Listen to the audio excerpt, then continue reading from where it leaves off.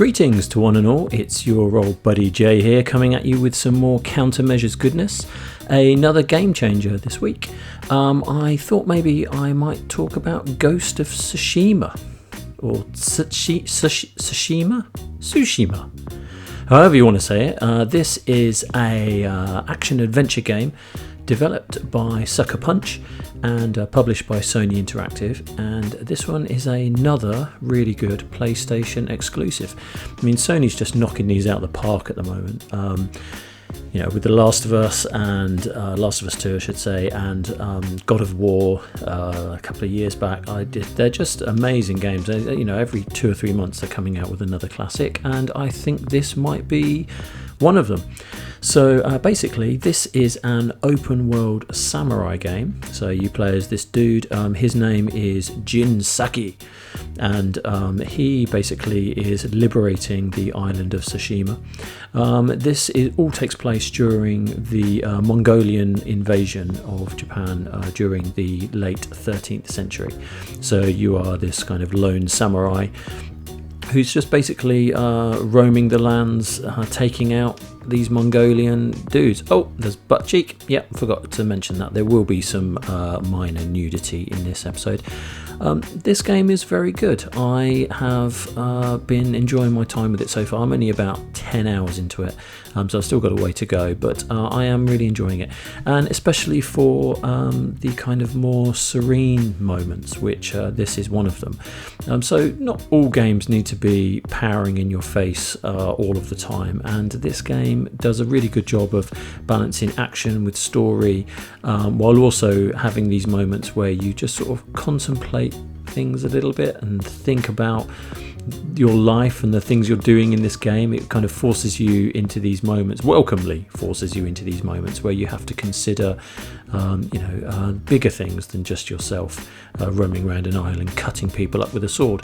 It does it very well, and I think it's a welcome break from the previous 4 or 5 games I've played where it's just kind of carnage and horror and misery. This is nice because, like I said, the balance is there between fighting and taking on these different missions, and also just having these moments in the bath or playing your flute. So I've quite been enjoying that. So as I said, the character's called Jin Saki, and he's basically fighting off various invaders. This is one part of the fighting mechanic where you can do a sort of standoff. So you see, I did that bit really well, and then bodged the second bit. But basically, you have a whole load of different fighting mechanics, and if you've played any of these kind of open world games, and I'm not talking like Grand Theft Auto because that's a different beast, but this is kind of closer in. It's the kind of the friendly cousin of Assassin's Creed, if you like. Now, I've played a lot of Assassin's Creed. In fact, I've played all of them, and I've completed all of them except for Odyssey, which I didn't quite get through. I've still got to go back to that at some point.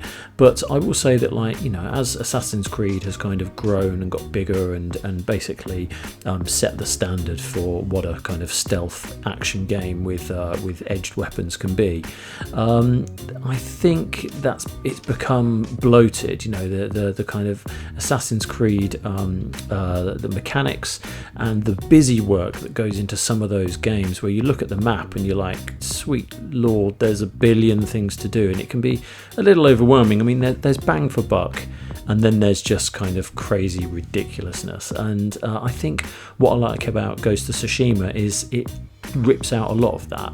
It takes away a lot of the kind of little. There's a few little things in here, but you're not chasing in Assassin's Creed you'd pick up a feather and it would say you've collected one of 1,000 feathers, and then you can spend another 20 hours looking for feathers, and that's just one sort of side mission in a whole host of them, which when you've done like 7 or 8 of those games, you just don't want to do those anymore. And thankfully Tsushima tends to not have quite so much of that. There are some little shrines and things that you need to find to kind of boost your character's experience, but it's not egregious. it's just done really well, you know. So in that respect, I do think that it builds on the Assassin's Creed kind of legacy, while also stripping it right back and simplifying it, and actually spending time on the things that matter, above and beyond collecting pots and feathers and what have you. You know, this game actually spends much more time on the fighting mechanics. So you have different stances for taking on different enemy types. There's like 4 main enemy types. There's like you know, one of the guys has a spear, one has a shield, one has swords. You know, and there's another guy who sort of swings a massive sort of hammer. And you have to deal with those in different ways. So as you can see here, look, there's a whole massive skill tree that helps you combat those foes, and it's really great, because one moment you're fighting a guy with a shield, and you know, the next moment you're fighting guys with swords, and with a quick button press you're changing stances and using different techniques. So I did enjoy that. Now this is part of a game, like I was saying about the busy work. This is actually quite fun in that you'll just be randomly riding along on your horse, and a fox, it will say that there's a fox shrine nearby. So if you hop off, you'll see this little dude, and then you have to chase him. So if you sort of follow him to where he's going, he'll take you to a shrine, which you then have to you know, honour the shrine. So you do a little bit of that quick animation of foxes hanging out with you for a bit, and then after that you get some you know, you get a little bit more XP, which goes towards, well, in this case it's charm slots, and the charms are embedded in your weapons to make them you know, give them different abilities, such as you know, they make them so you regenerate health faster, etc. The cool thing is, look, you can pet this furry little dude, which is just so cool. There he is, look, jumping around in his little grassy hill, always having a great time. So yeah, so that's probably the extent of the really busy work, like I mentioned before, that you know, that goes into this game. Assassin's Creed just had way too much of that, and this handles that very well. So like I said, there's branching skill trees. So you know, as you progress through the game, you do you know, learn a lot of different techniques, how to attack guys with shields, with like overhead chops and all that kind of stuff. So I think, you know, it is quite technical on the kind of the sort of fighting style, because initially you're just like, well, there's heavy attack and light attack, but then as the game progresses, you'll see the different stances give you different ways to attack people, and then you know, then you just, you know, your weapons change as the game progresses, and by the time you're, you know, sort of 10 hours in like I am, the combat is pretty crazy actually, because you're doing all these, you know, the game teaches you in a very fluid way how to approach all of this, how to dodge and do all that sort of stuff, like I'm doing with this guy. And also, the one thing that I haven't mentioned yet is this game is beautiful. Like, I would go as far as to say, excuse me, it is the prettiest game on the PS4 and really pushes the engine as far as it can do. And yeah, I did, you know, there's just moments where you're riding from one section to another, and you know, you've got to stop and just take in some of the surroundings. I mean, there's just so much going on. It's very simple. It still feels very simple though, so it doesn't feel like overwhelming in any way. It still feels very simple. So I do think that that's something that you know, I think Jason Connell is a chap who's the lead artist on this game, and yeah, hats off to him, because the art style in this game is amazing. So yeah, so that's part of it. And also the other thing that this game does, which is amazing, is it tries to remove as much of the kind of surrounding HUD as possible when you're embarking on different missions and side missions. And with a quick kind of swipe on the touchpad, you know, the wind blows to tell you the direction to go into. So it's not like there's a massive red arrow saying head this way. I mean, if you go on the map, it will give you a much more specific kind of direction to head in. But if you just swipe on, sort of gently swipe on the touchpad, it's sort of the wind blows and the way the flowers lean, that's meant to sort of take you in the general direction that you're going. And when I first heard about that, like about a year ago, I thought, well, that'll never work. the kind of cynical side of me is like, well, that'll work for maybe half the game, but then it'll fail. It actually works incredibly well, and I think it's a brilliant mechanic and something that could be adopted in a lot of these kind of open world games going forward, because usually there's loads of crap in the corners of like maps and mini maps and telling what your weapons are doing and all this kind of stuff, and it just sort of detracts from the realism of it. Whereas something as simple as that is just really cool. And also you can swipe left on your touchpad and you'll start playing the flute. And then sometimes when you're playing the flute, whatever tune you're playing can change the weather mechanic. So it can go from sunny to rainy, and which I just think is like such an awesome little touch. And again, I keep banging on about the touchpad, but this is one of the games that's come out recently that still uses that mechanic really well, whereas a lot of people have just started discarding it and aren't too bothered about it. This game embraces it. So if you were to swipe right after you've fought a battle, you clean your sword and put it back in its sheath. And if you swipe down, you can do like a little bow, and you can do those at any time. So I found myself, playing, doing all the sort of necessary parts to complete these various quests. And at the end of the fight, I've got my little sort of routine of cleaning my sword and bowing, which I now have a massive OCD over and cannot stop doing it. But the fact that you can do it as and whenever you like is a testament to the game, giving you a little bit more freedom than other similar games. So like I said, it does have the traditional kind of RPG mechanics where you talk to traders and you talk to like dudes that can make your bow and arrow stronger, make your sword stronger. So it has all those mechanics in it, and you basically you go around collecting bits and pieces around the world that will help you build your sword. So you can collect iron and silk for clothing. You can collect flowers, which are essentially your kind of, which is essentially the coin, sort of substitute. And it does all of that really well. So, it allows you to edit your character and change their clothing. And as the game progresses, you meet people, different merchants that have dyes. So you might have a really cool piece of armor that you like, but it's the wrong color. And with this one, you can dye it whatever colour you would like to. So similar to Assassin's Creed, you could do a similar thing in that. But it is pretty cool. I mean, for a while I was just sort of rocking the old sort of white armour, sort of Storm Shadow style. But every now and again I just like putting these Ronin clothes on and, just sort of wandering the wilderness and fighting.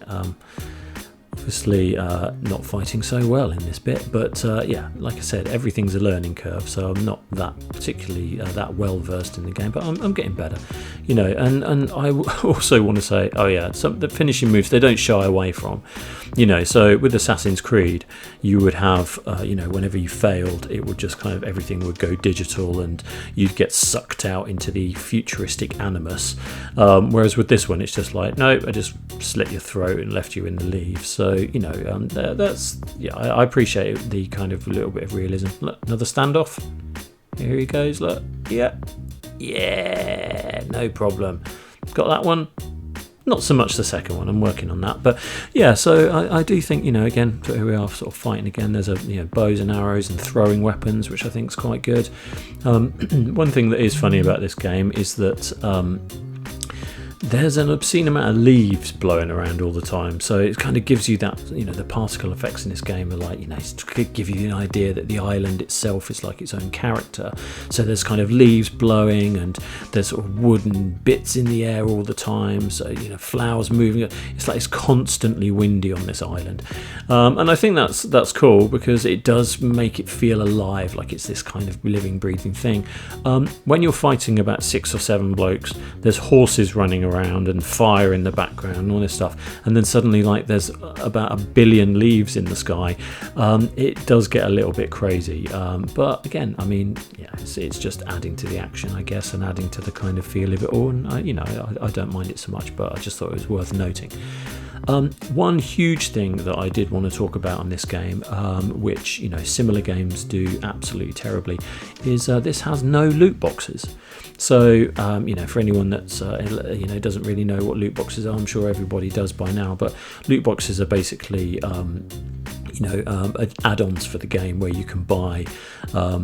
Once you've paid your price of entry of buying the game, and you're in the door, then you then kind of get nickel and dimed by buy this hat for £2, buy these shoes for 50p, and or whatever the equivalent flowers to pounds ratio is in this particular game.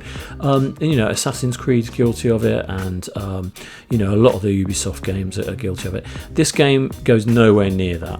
All the progression for your costumes, your outfits, and your weapons, none of them can be bought.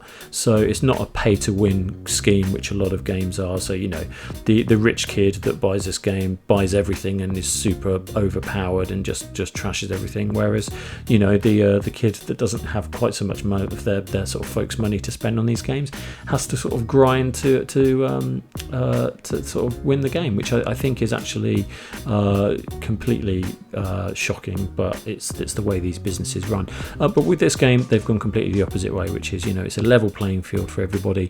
You're only as good as the time you've put into it. So I think that's definitely worth noting, and a massive plus in my book. Because quite frankly, I'm sick of seeing loot boxes in games to overused again and again, just to get a little bit more cash out of you. And also, some of the Assassin's Creed games, they stopped it now, but I think it was Assassin's Creed Unity.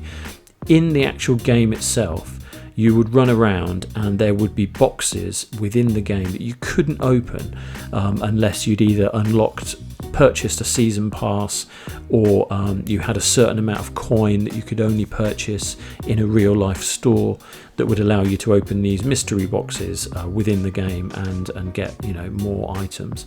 And I just think it was ridiculous. It wasn't even like every now and again. It was like every other street, every other rock, every other tree had another box beneath it, which was just it's just disgusting. But I think they learned from that game that that's not the way to handle that, because it's people just don't like to be reminded that every 5 seconds is, having a good time, we'll have another couple of quid, thanks very much. So thankfully that's a fad that's starting to die out in the games. But like I said, outside of the games, the loot boxes are still still very popular, but not with this one, so I'm pleased about that. I mean, I don't mind paying for DLC. If you've played a game and you really like it, and then there's like another kind of 3 or 4 hour little campaign for 12 quid or something, and you want to continue playing, then I'm all for that. That's fine. But it's if I'm getting charged for the colour of a pair of socks I like, then there's an issue, because I love my socks. Now, in this game, you obviously have the main quests, which you're following the story. I think it's probably about a 30-hour campaign. If you want to go full hardcore and do, all the side quests, of which there are many side quests, but character-based, not just kind of busy work, like I said before, then, I think it's probably upwards of sort of 50, 60 hours. And I do think that, this game has come at a really good time. It's the end of the PS4 generation. It's showing off everything that it can do. Like the character and facial animations, the stories are really great. Individually really great. I think collectively, like I said, I can't comment on the overall story. So far, I'm feeling a little bit like the story doesn't matter. I kind of feel, I'm liberating the island, great, and then there'll be a big end scene, and that'll be that. I feel like it probably could have taken us on a bit more of an interesting journey. Like with Red Dead Redemption 2, that had a much more in-depth story that took you from point to point, changed your location from where you were staying, changed your, up the ante the whole way through, regardless of what you were doing on the sides. The story moved you around the map. Whereas this one's a little bit like, well, we've started here, this is our base, and we're just going to go out from here and take everything down. So, that's fine, but I think that, a game of this size and the ability that they have to do something creative and innovative with the writing, I feel that lets it down a little bit. But, by the time you're running around with a sword on horseback and shooting people, standing up on your horse and shooting people with arrows, and it's loads of fun, so you kind of forget about that in the moment. But if you sit back and think about it, the story is a little bit it's not so strong as it could be. Still fun, don't get me wrong, but it's just not as strong as it could be. That said, I'll eat my words now, as it is the fastest selling first-party original IP debut of all time on the PS4, sold like over 2.4 million copies in the first 3 days. So, you know, obviously it is incredibly popular, and it's scratching an itch that you know, people need at the moment, which is, you know, maybe they're still stuck indoors and they just want this big vast open world to kind of clear out the bandit camps. And I do also think that this is the first game in a long time that's made me happy to see a bandit camp, because, you know, I've played so many of these games where you're, you know, clear this camp, open this bit of the map up, clear this camp, open this bit of the map up. You know, there's always loads of those, and there are in this as well, because obviously you've got the invaders, etc., just sort of holding over these forts. But it makes you feel really good when you clear these out, and it's not, you know, they're quite difficult, which I quite like. You know, you're trying to fight some guy with a shield while another guy with a sword's trying to stab you from behind, and then you know, there's a dude with a spear trying to spear you, and then in the distance there's 2 or 3 archers trying to shoot you. So there's lots to think about. So it's not, you know, that's where I think that the you know, the fighting mechanic becomes really interesting when you're dealing with all of that. You're dodging arrows, and yet you're also fighting hand-to-hand combat at all sides. And you know, it isn't as good as the Arkham kind of fighting, group fighting I've mentioned before, the Batman group fighting mechanics. It doesn't quite have the same connectivity, but you know, when you are fighting 2 or 3 people, you know, it does feel good. But there is a slight downside to this game, which I think hasn't bothered me it didn't bother me for the first sort of 4 or 5 hours, but having, you know, like I said, now being sort of a third the way through the game, it's the lock-on mechanic. There isn't one. You know, so I've played a lot of Dark Souls and all those sort of lock-on games where you know, you can freely fight 2 or 3 people at once, but it's better to kind of have a lock-on option within that fight, so you know who you're focusing on, so the camera knows where to lock onto while you're fighting. I found with this game there is no lock-on, and I found with this game that the camera occasionally will just go on the piss for a minute and sort of, you know, fly behind a rock or behind a bush. What excellent time, and there you go. So right behind a bush, and you know, you can't really see what's going on. I mean, that was quick, but in other games you will find that happens for much longer. So I do think that that's a downside to the game. I think that, you know, that's something that I'm hoping that while I'm still playing it, you know, a patch comes out and just fixes that, because I do feel that is something that the combat's missing. But you know, again, I can live without it, and it's still a lot of fun to play the game, but I think a lock-on would be a definite bonus. So yeah, and again, like I said, the game is absolutely gorgeous. You know, the time that the designers and the artists have spent putting all of this together to get, you know, the character animations. I mean, you know, just during the course of this fight, Jin has been, you know, one colour, and then he rolls in some mud and he's a bit dirty, and then he rolls into more mud and he gets really, and now he's like a totally different colour. So there's a lot of things happening in this game that you know, are constantly going on while you're fighting, which you're not consciously always aware of, but actually by the time you finish fighting, you're suddenly like, oh, that was cool, you know, we went through this whole sort of sequence together. And you know, with the AI being fairly smart, I mean, I think there's been a patch, because when it first came out, it was getting a lot of criticisms for having a bit of a dumb AI, and I think that's mainly based around the stealth side of this game, of which I don't really think works that great either.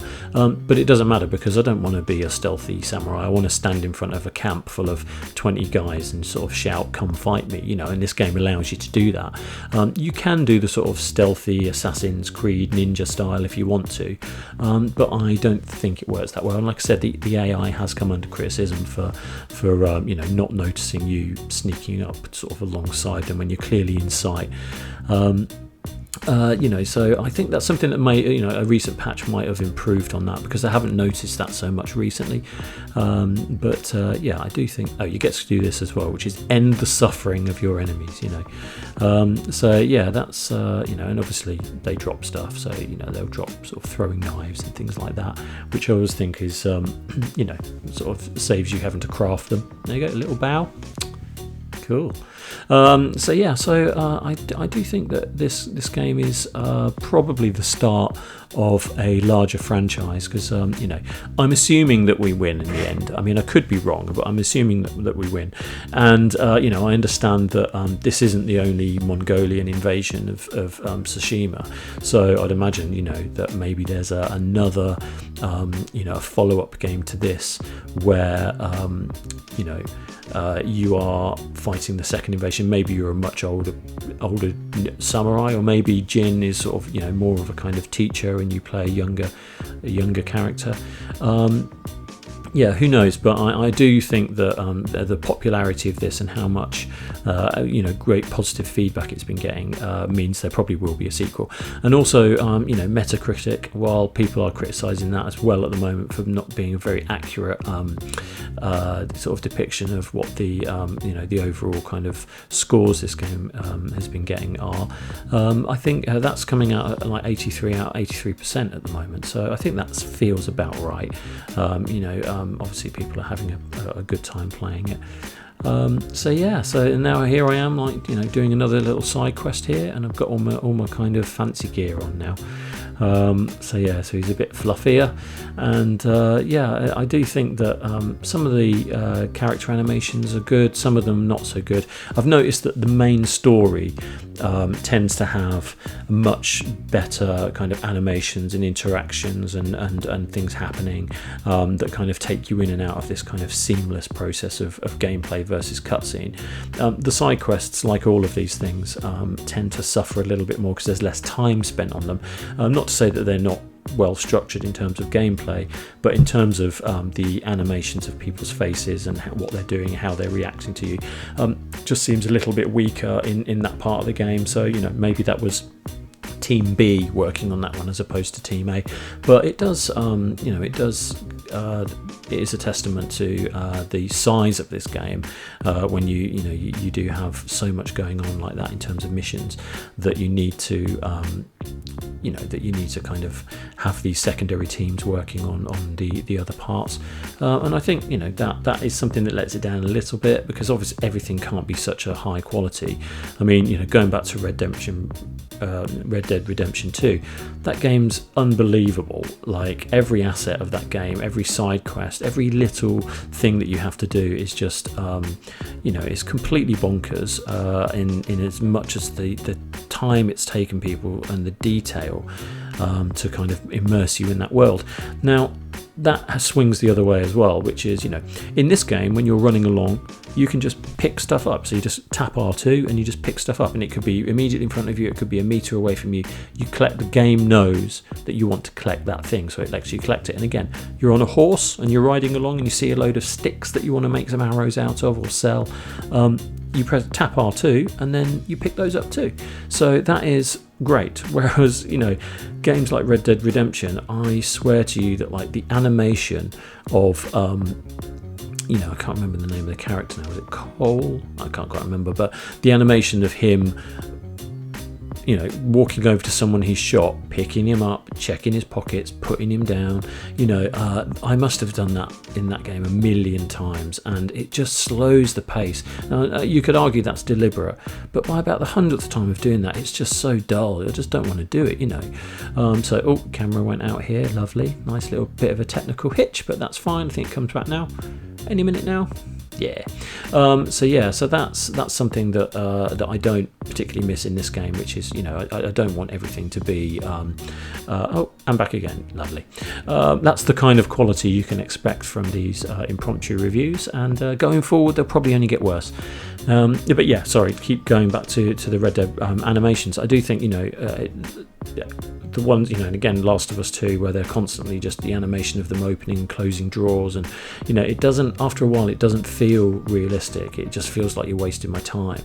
I don't know about you, but I don't have a great deal of time. So if I run into a part of a game which suddenly has me opening lots of drawers and searching through cupboards and all that kind of stuff again and again and again, I can do that for 10 minutes and suddenly have to turn it off and go and get on with my life. I don't really feel like I've progressed very much. Whereas with this game, it kind of puts that aside and it says, look, we know we're trying to make this realistic and what have you, but we also respect your time, and I think that's a huge thing, you know.